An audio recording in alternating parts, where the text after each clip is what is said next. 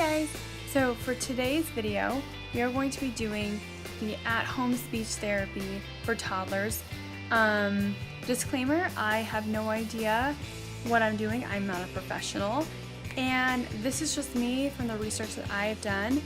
That I have noticed these toys and this play-based learning has helped my son so very much.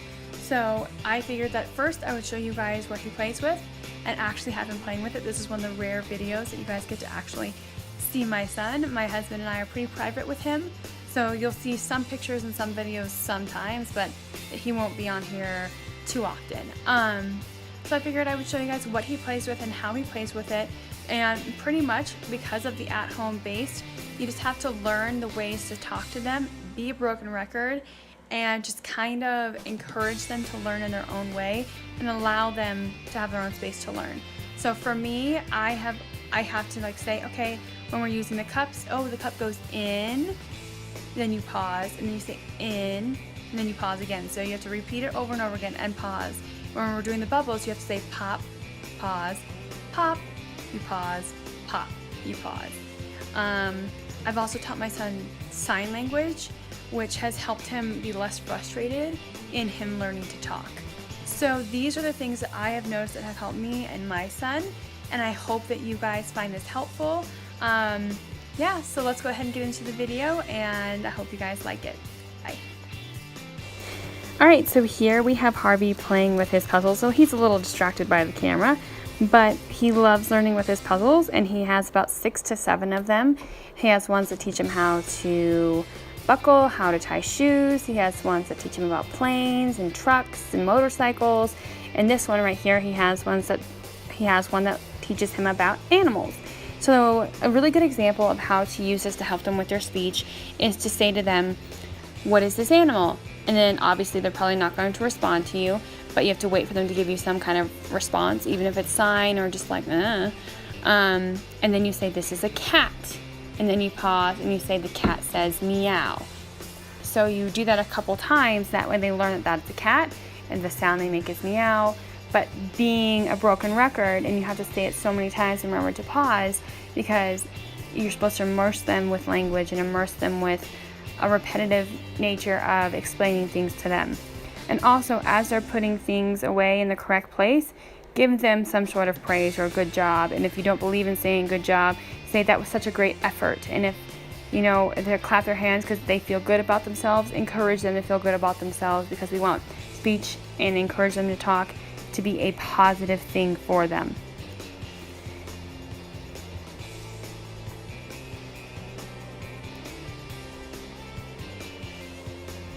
And now he's saying hi, and he's going to clap, and he gets so excited. Alright, so this is for the younger kiddos. If you have a kid who's younger than 18 months, or maybe who's even learning to crawl, or maybe about a year old, this is a really great way for them to learn to go into small spaces, use their brain in a different way, and he loves this. He still uses this all the time, and he's really cute.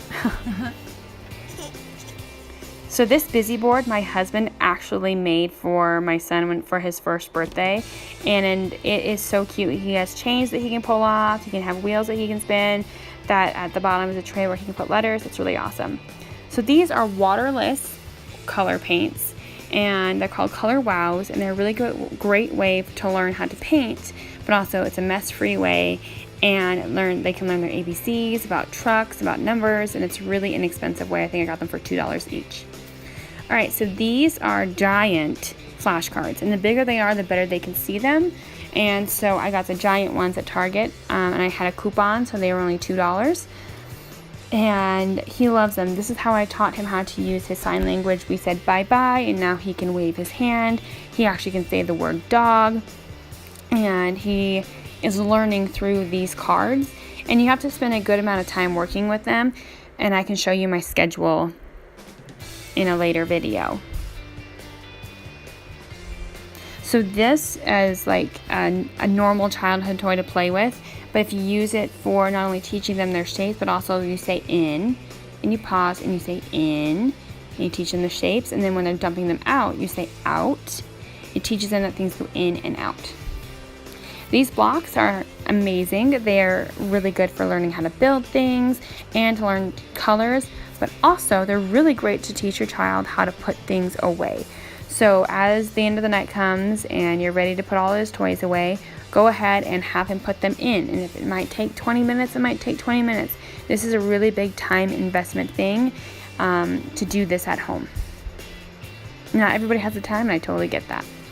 Next is you want to immerse them with sounds. So instruments and play instruments are so good, like the xylophone, like the tambourine, like a horn, like a rattle, are all really beneficial for their development. And again, immersing them in language, you want to use and read as many books as you possibly can.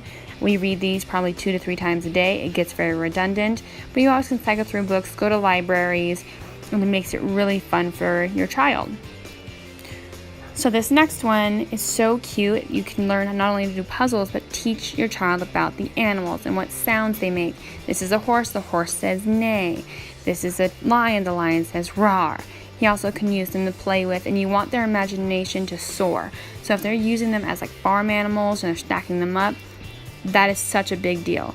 All right, so these I got, and the previous one I got as a gift, so I don't know how much that cost. These I got at the Dollar Tree for $1 for a pack of 6, and they're really good for hand-eye coordination. That's a plane. A plane goes, and I'm not going to make the sound because I don't do that very well. That's a car. That's a train. That's a pig. It says oink oink. That's awesome. This is a very inexpensive way to teach your child about how to close things, how to open them, how to untwist them, giving them creative ways to use their imagination. Instead of that being a bowl, now it's a hat. And it's really inexpensive. This is all things that I had in my cupboard, and I cleaned them again and made sure that he had a place to put them. And that's something you want to do too, is always put things in containers so they have to ask for things.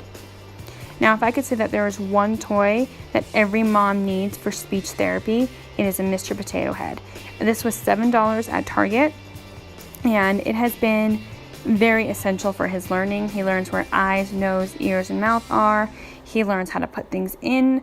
You have to really communicate, so just explain everything that you're doing all the time. It gets really redundant, and it actually kind of hurts your head after a while because you're just like, I need a minute not to think about everything I'm doing.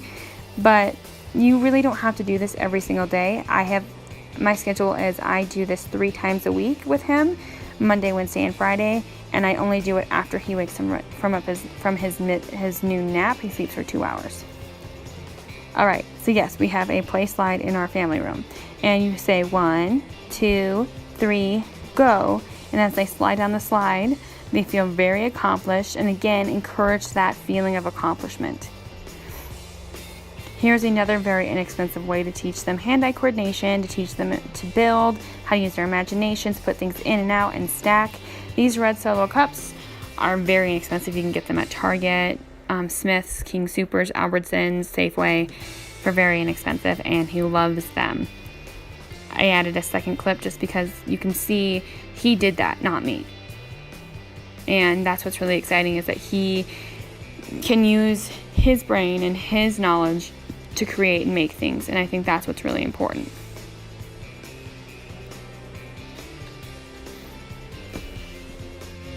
Alright, so that is it.